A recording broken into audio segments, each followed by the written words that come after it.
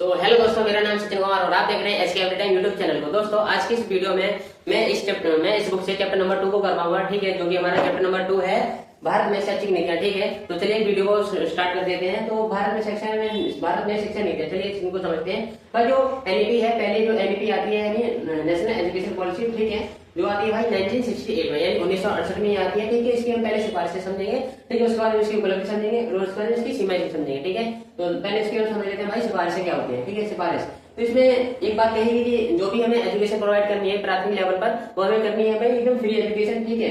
और इसके बाद लैंग्वेज डेवलपमेंट, बच्चों का भी जो भी भाषाई विकास है उसको ज्यादा से ज्यादा बढ़ाना है, ठीक है।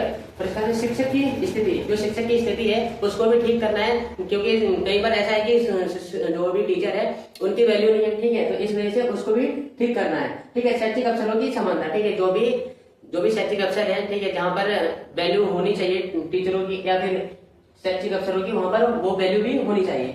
समान स्कूल प्रणाली यानी पूरे भारत में समान स्कूल प्रणाली होनी चाहिए, ठीक है। अगर कहीं भी अगर गलत है, अगर यहाँ ऊपर है या नीचे है, तो उसके बाद में अच्छा नहीं लगेगा और उसके बाद में कुछ बच्चों में मतभेद भी इनसे पैदा हो जाएगा, ठीक है। और उसके बाद विज्ञान शिक्षा एवं अनुसंधान, ठीक है, विज्ञान शिक्षा अनुसंधान में भी हमें क्या ध्यान देना है, जिससे कि जो टेक्नोलॉजी का लेवल है वो बहुत ज्यादा तेज हो जाए, ठीक है। और इसके बाद कृषि एवं उद्योग शिक्षा, ठीक है, कृषि और उद्योग शिक्षा पर भी ध्यान देना है, ठीक है। शैक्षिक संरचना को भी एकदम मजबूत रखना है, ठीक है। जैसे कि क्या होगा ये कि जैसे डेमोक्रेसी मजबूत बननी रहेगी हमारी, वो पुस्तकों का निर्माण ही बराबर करना है, ठीक है। जैसे कि जो भी बच्चे हैं उनको पढ़ने लिखने में एकदम से कुछ भी परेशानी ना उठानी पड़े, ठीक है। परीक्षाएं टाइम टू टाइम कंडक्ट करवानी चाहिए, ठीक है। ड्यूटी वगैरह लेते रहनी चाहिए, जिससे बच्चों को क्या फ्लो बना रहेगा, बच्चे एक्टिव रहेंगे, ठीक है। और उसके बाद में ये खुद को उसमें सक्रिय रखेंगे, ठीक है। और उसके बाद केंद्र और राज्य सरकारों में साझा होना चाहिए। ऐसा नहीं कि केंद्र सरकार ने कुछ रूल बनाया और वो राज्य सरकार नहीं मान रही है, ठीक है, राज्य सरकार अपनी मनमानी कर रही है, या राज्य सरकार ने कुछ अच्छे से काम किए लेकिन केंद्र सरकार को पसंद नहीं है, तो यहाँ पर क्या एक दूसरे में साझा होना चाहिए, ठीक है। ये दोनों में रिलेशनशिप अच्छे होने चाहिए। उसके बाद हम बात कर लेते हैं सीमाएं इसकी।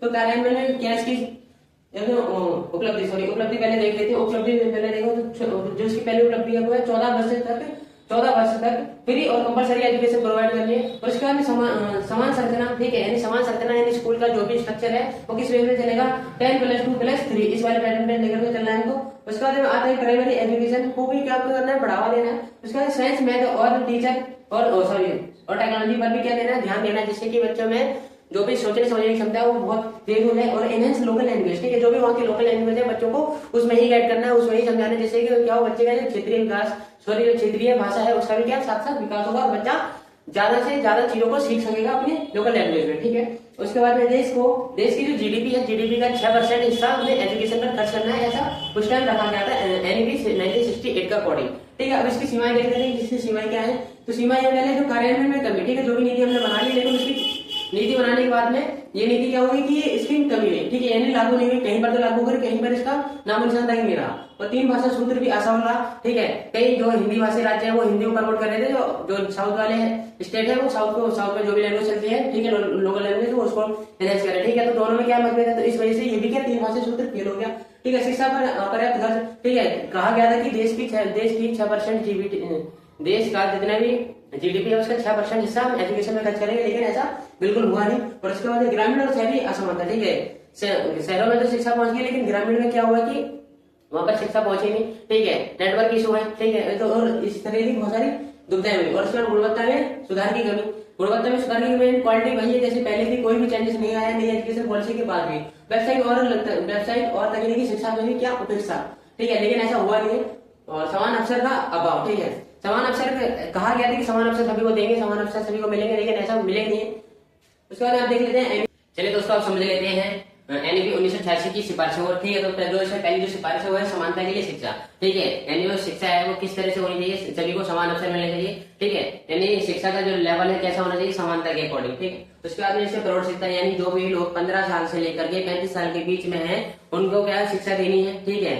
इसका ये तरीका है कि सभी लोग को एजुकेटेड करना है। उसके बाद जब सभी लोग एजुकेटेड हो जाएंगे तो देश में कोई भी बिना पढ़ा लिखा नहीं रहेगा, यानी निरक्षर नहीं रहेगा, ठीक है। और उसके बाद शिशु की देखभाल और उनकी शिक्षा, ठीक है, जो भी शिशु है, जो भी छोटे बच्चे हैं, जो कि जन्मजात बच्चे हैं, उनका क्या करना है, उनकी देखभाल करनी है, उसके लिए भी क्या शिक्षा देनी है, ठीक है, ताकि जो भी उनकी मम्मियां हैं वो अपने बच्चों का ध्यान अच्छे से रख सके, ठीक है दोस्तों। अगला देखते हैं कि और उसके बाद प्रारंभिक शिक्षा, ठीक है, जो भी बेसिक एजुकेशन जो भी हम बात कर ही रहे हैं पिछले 1-2 दिन से, ठीक है, उनको भी ध्यान देना। उसके बाद व्यावसायिक शिक्षा, ठीक है, यानी शिक्षा का क्या करना है, व्यावसायिकरण से जोड़ देना, ठीक है। जब शिक्षा को व्यावसायिकरण से जोड़ देंगे, ठीक है, जैसे कि बच्चे को अभी से अगर बिजनेस के बारे में बता रहे हैं, कल को जब वो बिजनेस के बारे में और अच्छी चीजें जानेगा समझेगा, जब वो बिजनेस करेगा तो उसके बाद में वो बिजनेस का लेवल बहुत ऊपर ले जाएगा, ठीक है। तो जैसे क्या होगा, प्रॉफिट होगा, जब उसको प्रॉफिट होगा तो उसके बाद में उसको देश की जो जीडीपी है उसमें भी उसका योगदान रहेगा, ठीक है। और अब देखते हैं कि शिक्षकों की भी शिक्षा होनी चाहिए, यानी जो टीचर है उनकी भी क्या होनी चाहिए, ट्रेनिंग होनी चाहिए। कोई भी ऐसे नहीं आए कि मुंह उठा करके आगे स्कूल में पढ़ाने के लिए, ऐसा नहीं होना चाहिए। टीचर को भी एक प्रॉपर गाइडेंस मिलनी चाहिए, जिससे क्या हो, बच्चों की प्रॉब्लम को समझ सके, ठीक है, बच्चे को क्या चाहिए, ठीक है, और बच्चों को किस तरह से हमें आगे लेकर के आना है, ये सभी टीचर को पता होना चाहिए, ठीक है। इसलिए टीचर की क्या करनी है, हमें ट्रेनिंग भी देनी है, ऐसा ये कहता है 1986, ठीक है, जो एनईपी आया था। और उसका मूल्यांकन प्रक्रिया, ठीक है, 1986 में एनईपी जो आया था उसने कहा कि मूल्यांकन की प्रक्रिया भी उसको भी लाना चाहिए, ठीक है। जैसे कि बच्चे ने कुछ भी काम करा तो उसका मूल्यांकन करना है, कितना उसका काम ठीक है, कितना उसका काम गलत है, और उसको बच्चे को कितना चीजें अपने अंदर इंप्रूवमेंट लाना है, ठीक है, और क्या नए गुण उसको अपने अंदर विकसित करने हैं, ठीक है, उन सभी को देखना है। उसका देखना है कि परीक्षा सुरक्षा और उसका परीक्षा सुधार, ठीक है। परीक्षा जब भी होगी तो उसमें क्या सुरक्षा बरतनी है, ठीक है, पेपर की धांधली नहीं होनी चाहिए, नकल नहीं होनी चाहिए, और उसके बाद में उसमें क्या करना है, इन चीजों को क्या सुधार करना है। और इसके बारे में एनईपी 1986 आप देख लेते हैं, उपलब्धियां क्या है, ठीक है। तो समानता और सामाजिक न्याय पर भी यहाँ पर क्या दिया गया, बल दिया गया, ये बिल्कुल ठीक है।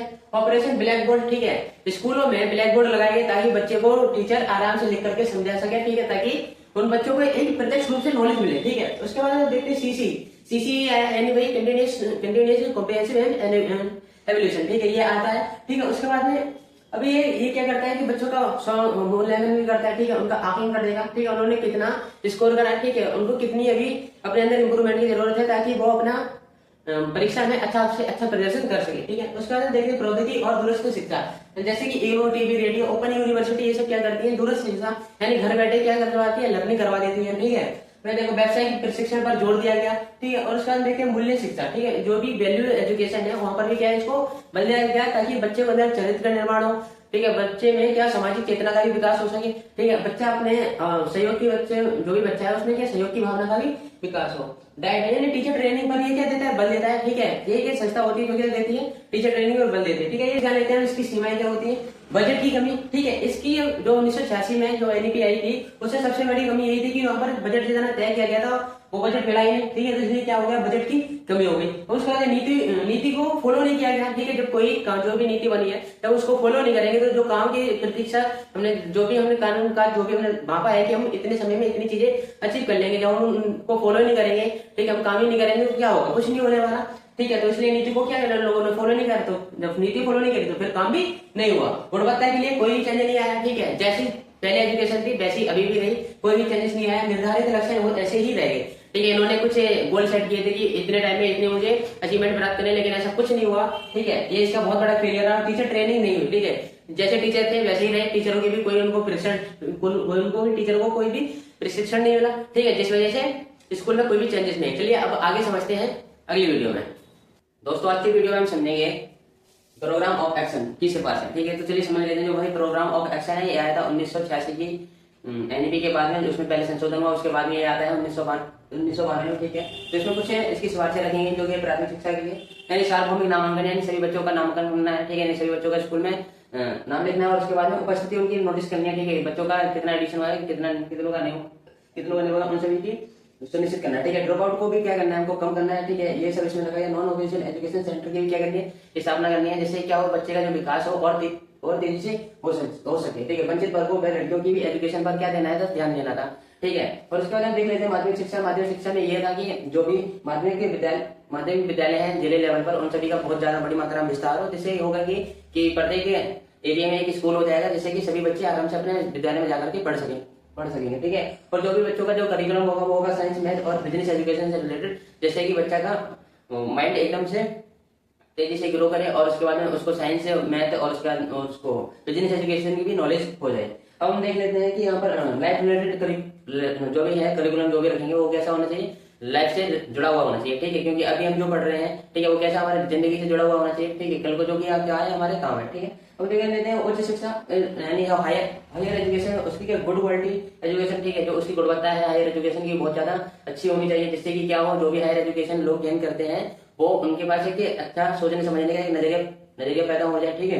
और है यहाँ पर ओपन यूनिवर्सिटी भी है, या ओपन एजुकेशन लाइक DOSOL या फिर इग्नू। ये लोग क्या करते हैं, ये दोनों यूनिवर्सिटियां या और भी यूनिवर्सिटी जो ओपन यूनिवर्सिटी है, ये घर बैठे जो भी लर्नर होता है उनको लर्निंग करवा देते हैं, ठीक है। और देखिए हाई फंड, जो भी हायर एजुकेशन है वहाँ पर क्या हाई फंड होना चाहिए, ठीक है। जब हाई फंड रहेगा तो वहाँ पर अपनी जरूरत के हिसाब से यूनिवर्सिटी किसी भी चीज को प्रेफर कर सकते हैं, ठीक है। अब देख लेते हैं शिक्षक की शिक्षा, जो टीचर है, टीचर की भी क्या एक अच्छी ट्रेनिंग होनी चाहिए, गुड टीचर ट्रेनिंग, ठीक है। और उसके बाद जो सर्विस और इन सर्विस और आउट सर्विस, ठीक है, जो टीचर सर्विस में है उनकी भी ट्रेनिंग होनी है, और जो सर्विस में नहीं है टीचर उनकी भी ट्रेनिंग होनी है, जिससे कि क्या हो कि जब भी वो स्कूल में आए पढ़ाने के लिए तो बच्चों को सही से ट्रीट कर सके, बच्चों के साथ सही से बिहेवियर कर सके, ठीक है।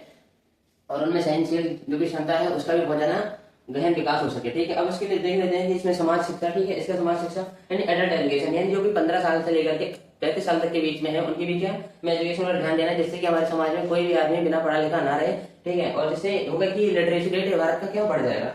एजुकेशन प्रोग्राम, ठीक है, एजुकेशन भी प्रोग्राम है जो कि सोसाइटी में चलाते रहने चाहिए, जैसे कि लोग अवेयर रहेंगे, ठीक है। अब देख लेते हैं होल सोसाइटी, यानी पूरी सोसाइटी में हमको देख के चलना है, ठीक है, जिससे कि पूरी सोसाइटी का विकास हो, ठीक है। एक सोसाइटी का विकास होगा तो पूरे देश का विकास हो जाएगा। अब हम देख लेते हैं यहाँ पर इसकी उपलब्धियां क्या है। प्राइमरी एजुकेशन में सुधार, ठीक है, गुड टीचर ट्रेनिंग रेट, ठीक है, जो भी प्राइमरी एजुकेशन था उसमें बहुत ज्यादा सुधार आया, और जो टीचर की ट्रेनिंग थी वो भी बहुत ज्यादा बढ़ गई, ठीक है। ऑपरेशन ब्लैक बोर्ड प्रोग्राम भी लाया गया, जिससे होता था कि स्कूल में ब्लैक बोर्ड वगैरह लगाए गए, और ब्लैक बोर्ड की सहायता से टीचर बच्चों को आसानी से समझा सकते थे, ठीक है, और बच्चे भी आसानी से समझ जाते हैं, ठीक है। एनएच गर्ल्स एजुकेशन एडमिशन, ठीक है, गर्ल्स एजुकेशन का भी बहुत ज्यादा तेजी से विकास हुआ, और लड़कियों ने भी अपना दाखिला विद्यालय में लेना शुरू कर दिया था।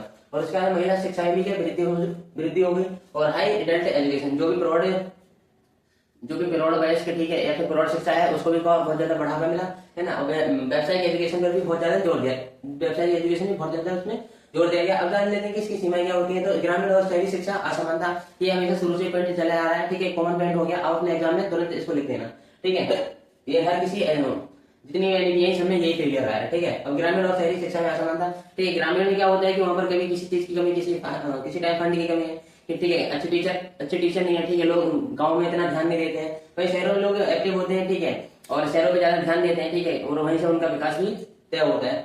अब यहाँ पर इसलिए यहाँ पर हो जाती है असमानता पैदा। अब हम देख लेते हैं वंचित या गरीब वर्ग के लिए ड्रॉप आउट अभी भी बहुत ज्यादा तेजी से है, ठीक है। क्यों हो जाए ऐसा, क्योंकि बच्चे को काम करना पड़ता है, ठीक है, उनकी जो आर्थिक स्थिति है वो भी ठीक नहीं होती है। संसाधनों का अभाव, ठीक है, अब कहीं तो संसाधन इतनी ज्यादा हाई मात्रा में, कहीं संसाधन बिल्कुल नहीं है, तो इस वजह से भी क्या हो रहा है कि जो ये भी नीतियां जो भी प्रोग्राम ऑफ एक्शन 1992 में आया था ये भी पूरा फेल हो गया। उसके बाद में एडल्ट एजुकेशन ग्रामीण में अभाव, बल्कि शहरों में इसका अच्छा यूज देखने को मिला, ठीक है। जो शहर के लोग होते हैं वो एक्टिव होते हैं थोड़ा, लेकिन गाँव के लोग इतना ध्यान नहीं देते हैं, ठीक है। और देख लेते हैं यहाँ पर योजनाएं सही रूप से लागू नहीं हुई, ठीक है, कई बार योजनाएं लागू हो जाती है, कई बार उनको बिल्कुल नामो निशान नहीं होता है। ये कुछ ऐसे पॉइंट है जो कि हर एनईपी में यही फेलियर रहे हैं, ठीक है। तो यहाँ पर देख लेते हैं एनईपी 2020 की सिफारिशें क्या है। स्कूल शिक्षा का 10+2 की संरचना थी पहले, ठीक है, और उसके बाद हम इसको बदल करके अब हम लाए हैं 5+3+3+4, ठीक है, यानी 5 यानी फाउंडेशनल, 3 साल फिर प्रिपरेटरी, 3 साल फिर मिडिल, और 4 साल फिर सेकेंडरी, ठीक है। और उसके बाद में एनईपी 2020 आती है। एनईपी 2020 जो है वो देती है बहुभाषिकता पर जोर, ठीक है। और फिर उसके बाद शिक्षक एवं प्रशिक्षण, ठीक है, यानी टीचरों की भी क्या ट्रेनिंग होनी चाहिए, और टीचरों को भी एक अच्छी गाइडेंस, अच्छी शिक्षा मिलनी चाहिए, ठीक है, जिससे क्या हो कल को वो स्कूल में पढ़ाने के लिए जाए तो वो बच्चों को अच्छे से समझ सके, अच्छे से बच्चों को गाइड कर सके, ठीक है, और बच्चों का भविष्य भी अच्छे से उज्जवल कर सके। उसके बाद 2030 तक सभी शिक्षकों के लिए 4 वर्ष का इंटीग्रेटेड बीएड प्रोग्राम भी शुरू हो गया है, ठीक है, यानी 2030 तक ही हर जगह कंपलसरी चलेगा, ठीक है। अब देखो शिक्षकों का सतत प्रशिक्षण, जो टीचर है टीचर को क्या होना चाहिए कि हमेशा इनकी ट्रेनिंग होती रहनी चाहिए, ठीक है, जिससे क्या हो ये भी एक एक्टिव बने रहेंगे, ठीक है, और बच्चों को हमेशा नई चीजें सिखाते रहेंगे। और योग्यता आधारित सिलेक्शन होना चाहिए टीचरों का, ठीक है। और टेक्नोलॉजी और डिजिटलीकरण भी को हमको क्या करना, बढ़ावा देना, ठीक है, जितनी ज्यादा हमारे विद्यालयों में टेक्नोलॉजी होगी उतना ही ज्यादा क्या होगा बच्चों का विकास होगा, ठीक है। बच्चों की टेक्नोलॉजी में होता है कि वीडियो के थ्रू या फिर ऑडियो या फिर और भी किसी टीचिंग लर्निंग मटेरियल के थ्रू बच्चा इजी समझ जाता है। अब यहाँ पर देखो त्रिभाषा सूत्र को भी यहाँ पर इन्होंने बढ़ावा दिया है, ठीक है। समावेशी और समान शिक्षा, ठीक है, समावेशी जिसमें पूरे सोसाइटी के या पूरे क्लास में हर किसी बच्चे के साथ समान व्यवहार करना है, ठीक है। समावेशी यानी कोई भी बच्चा दिव्यांग है या फिर कोई एकदम बच्चा, ठीक है, या फिर कोई बिल्कुल माइंड से आएगा, ठीक है, तो इस वजह से सभी को एक साथ रखना है, ठीक है, ताकि उनके बीच में किसी भी प्रकार की खाई पैदा ना हो। और उसके बाद में यहाँ पर आता है कि ऑनलाइन एजुकेशन को भी हमको क्या बढ़ावा देना है। ऑनलाइन एजुकेशन एक ऐसा प्लेटफॉर्म है, ठीक है, जहाँ पर कई तरह की क्लासेस मिल जाती हैं बच्चों को, जो कि वहाँ दीदी वो समझ जाते हैं, स्कूलों में भी समझ जाते हैं। अब इनकी उपलब्धियां देख लेते हैं कि 2020 की जो भी एनईपी आई थी इसकी उपलब्धियां क्या रही। शिक्षा को समावेशी व लचीला किया गया, ठीक है, जो शिक्षा को क्या कर दिया उन्होंने, समावेशी कर दिया और बहुत ज्यादा फ्लेक्सिबिलिटी ला दी, ठीक है, जिससे क्या हो बच्चे इजी टू अंडरस्टैंड करें एजुकेशन को। उसके बाद में नई शिक्षा संरचना आ जाती है 5+3+3+4, ठीक है, 5 फाउंडेशनल, एलिमेंट्री, मिडिल और उसके बाद में ये आता है सेकेंडरी, ठीक है। और मातृभाषा में भी शिक्षा, ठीक है, यानी जो बच्चे की लोकल लैंग्वेज है, ठीक है, जो बच्चा जानता है उसी में उसकी जो पहली 5 साल है वो उसी में वो एजुकेशन को गेन करेगा, ठीक है। उसके बाद व्यावसायिक शिक्षा पर उन्होंने जोर दिया, ठीक है, जो भी बिजनेस एजुकेशन है, ठीक है, उसमें भी क्या जोर दिया जाता है। राष्ट्रीय मूल्यांकन केंद्र परक, ठीक है, ये राष्ट्रीय मूल्यांकन ये नेशनल लेवल पर एक एवेल्यूएशन करता है, ठीक है, जिसका नाम है परक, ठीक है। ये क्या करता है कि पूरे भारत के जो भी बच्चे होते हैं उन सभी का मूल्यांकन करता है, ठीक है। उसके बाद में भारतीय मूल्यों और संस्कृति का भी संरक्षण किया गया, ठीक है। देखिए अब इस ध्यान लेते हैं कि इसकी सीमाएं, व्यवहारिक चुनौतियां, इसमें बहुत ज्यादा व्यवहारिक चुनौतियां हैं। और उसके बाद में हम देखते हैं कि आर्थिक चुनौतियां, ठीक है, फंड की कमी रही, ठीक है। उसके बाद शिक्षकों की कमी, अच्छे टीचर नहीं मिले। अब जब अच्छे टीचर नहीं मिलेंगे, क्यों नहीं मिलेंगे, क्योंकि ट्रेनिंग नहीं हुई है उनकी। और उसके बाद देखते हैं बुनियादी ढांचे की कमी, जो बेसिक इंफ्रास्ट्रक्चर है वो भी अच्छा नहीं है। समुदाय की भागीदारी, अब जो समुदाय की भागीदारी है, जब समुदाय ही ध्यान नहीं देगा अपने पास के स्कूल में, तो फिर कहाँ से स्कूल आगे बढ़ेगा, ठीक है। इसलिए सोसाइटी को भी क्या स्कूल में ध्यान देना है, ठीक है। स्कूल में बार बार जाते रहना है टाइम टू टाइम, ठीक है, जिससे कि क्या है जो वहाँ पर टीचर वगैरह है वो एक्टिव रहे, ठीक है। उसके बाद समानता की खाई यही है कि जो गरीब है वो और ज्यादा नीचे जा रहा है, ठीक है, और जो अमीर है वो और ज्यादा ऊपर जा रहा है। भाषा की समस्या, ठीक है, भाषा की समस्या भाई, तेरी भाषा सूत्र को लाए थे लेकिन वो चलाने फिर से फेल हो जाता है। ये कितना सारा हो गया। अब देखते हैं कि यहाँ पर शिक्षा नीतियों में प्रारंभिक शिक्षा के सरोकार क्या है, यानी शिक्षा की पहुंच एवं समानता समावेशिता, ठीक है। उसके अंदर फाउंडेशन लिटरेसी में भाई बच्चों को 1 से लेकर के 5वीं तक की जो भी क्लास होती है उनको क्या बच्चों को सिखाना है क्या नहीं सिखाना है वो आता है फाउंडेशन लिटरेसी, ठीक है। फिर आंगनबाड़ी में मिनिमम 2-3 साल से लेकर के और ये बच्चे आ जाते हैं इसमें 5-6 साल तक, ठीक है। और इसमें इन बच्चों को सिखाया जाता है, ठीक है, ताकि वो बच्चे स्कूल बैठना एक जगह सीख सके, ताकि जब भी वो स्कूल में जाए तो स्कूल में वहां से अपनी क्लास को अपनी लर्निंग को और ज्यादा बढ़िया से कर सके। मातृभाषा एवं बहुभाषिकता का प्रयोग किया जाता है, ठीक है। पोषण और स्वास्थ्य से जुड़े मुद्दे भी बने रहते हैं इसमें। खेल एवं गतिविधि आधारित राष्ट्रीय शिक्षा नीति 2020 का योगदान बहुत ज्यादा तेजी से रहा है, ठीक है। भले ही यहाँ पर इसके कुछ फेलियर है लेकिन इसके अलावा एनईपी 2020 आती है, इसने काफी अच्छा काम भी किया है। तो दोस्तों इसी के साथ आपका ये वाला चैप्टर पूरा समाप्त हो जाता है और मिलते हैं इसके अगले चैप्टर में। चलिए तब तक के लिए जय हिंद, वंदे मातरम।